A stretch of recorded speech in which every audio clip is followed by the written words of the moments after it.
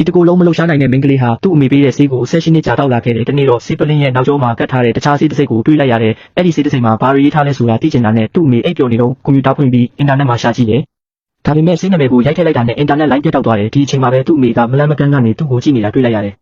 နောက်တနေ့မှာတော့မိန်းကလေးဟာတခုခုတော့လွဲနေပြီလို့ပိုပြီးတန်တရားဝင်လာတယ်သူ့အမေအောက်ထပ်မှာပန်းပင်တွေရေလောင်းနေတော့သူချက်ချင်းဆေးဆိုင်ကိုဖုံးဆက်လိုက်တဲ့ဆေးနာမည်ကိုအသေးစိတ်ပြောပြပြီးနောက်မှာတော့ဆေးဆိုင်ကဒါကနှလုံးရောဂါအတွက်တောက်တဲ့အနီရောင်ဆေးတောက်မှလို့ပြန်ပြောတယ်မိန်းကလေးဟာချက်ချင်းတုံးလုံးချောက်ချသွားတယ်ဘာလို့လဲဆိုတော့သူပုံမှန်တောက်နေကြဆေးကအစိမ်းရောင်ဖြစ်နေလို့ပဲဘာလို့သူ့အမေကသူ့ကိုဒီလိုမှရွေးနဲ့ဆေးမျိုးပြီးတောက်နေရတာလဲဆိုတာနားမလည်တော့ဘူးညစာစားချိန်မှာတော့သူကအပြင်ထွက်ပြီးရုပ်ရှင်ကြည့်ဖို့သူ့အမေကိုခွင့်တောင်းတယ်အပြင်မထွက်ခင်မှာတော့သူပုံမှန်တောက်နေကြဆေးတောက်ကိုအိတ်ထဲမှာခိုးထည့်ထားလိုက်တယ်ခဏကြာတော့အမေနဲ့သမီးဟာရုပ်ရှင်ရုံကိုရောက်လာပြီးရုပ်ရှင်ကြည့်နေကြတယ်သူ့အမေရုပ်ရှင်ကြည့်ကောင်းနေတော့မှမိန်းကလေးဟာအိမ်လာသွားမယ်ဆိုတဲ့အကြောင်းပြချက်နဲ့ရုပ်ရှင်ရုံထဲကနေအသားလေးထွက်လာခဲ့တယ်တကယ်တော့သူကအနီးနားကဆေးဆိုင်ကိုသွားပြီးသူယူလာတဲ့ဆေးတောက်ကိုဆရာဝန်ကိုပြသမင်းမြတ်ဖို့ပဲဆရာဝန်ရဲ့စကားကသူ့ကိုအံ့ဩတုန်လှုပ်သွားစေတယ်ဆရာဝန်ကဒီဆေးကတရိတ်ဆန်ဆေးပညာအတွက်သုံးတဲ့ဆေးပါသူ့ရဲ့သိပ္ပံနည်းကျနာမည်ကစက်သားပြေလျှော့ဆေးဖြစ်ပြီးရေရှည်သုံးဆွဲရင်တော့ပေါင်ချန်တွေကိုထုံကျင်စေပါတယ်လို့ပြောလိုက်တယ်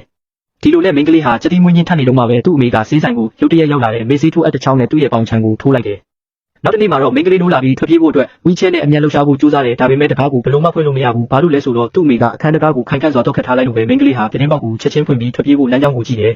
ပြီးတော့သူကလျှက်စစ်ဝါယာကျိုးကိုထုတ်ပြီးဘေးကင်းလုံခြုံတဲ့ကျိုးတစ်ချောင်းဖြစ်ဖန်တီးကအလေးကြီးဖြစ်နေတဲ့ကိုခန္ဓာကိုတရုတ်တိုက်ဆွဲပြီးစင်ကြံရဲ့ပြတင်းပေါက်ဖက်ကိုတွားသွားတယ်နောက်ဆုံးတော့သူဟာပြတင်းပေါက်ကနေစင်ကြံကိုအောင်မြင်စွာတက်နိုင်ခဲ့တယ်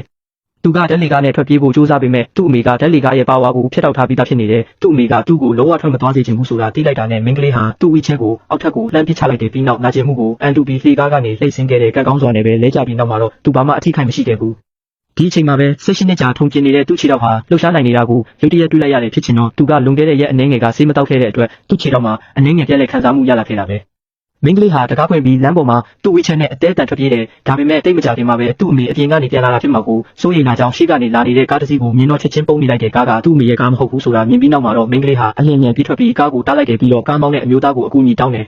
အဲ့ဒီအမျိုးသားကမိန်းကလေးကိုရဲစခန်းကိုလိုက်ပို့ဖို့ပြည်နေလုံးမှာပဲမိန်းကလေးရဲ့အမေကားကမောင်းလာတယ်သူ့သမီးကိုပြန်ပေးဖို့အမျိုးသမီးကအသေးအတန်တောင်းပန်ပေမဲ့အမျိုးသားကတော့ရဲစခန်းကိုပို့ဖို့ပဲဆုံးဖြတ်ထားတယ်ဒီစကားကိုကြားတော့အမျိုးသမီးကအတင်းကျပ်ဆို့အတင်းမပြောတော့ဘူး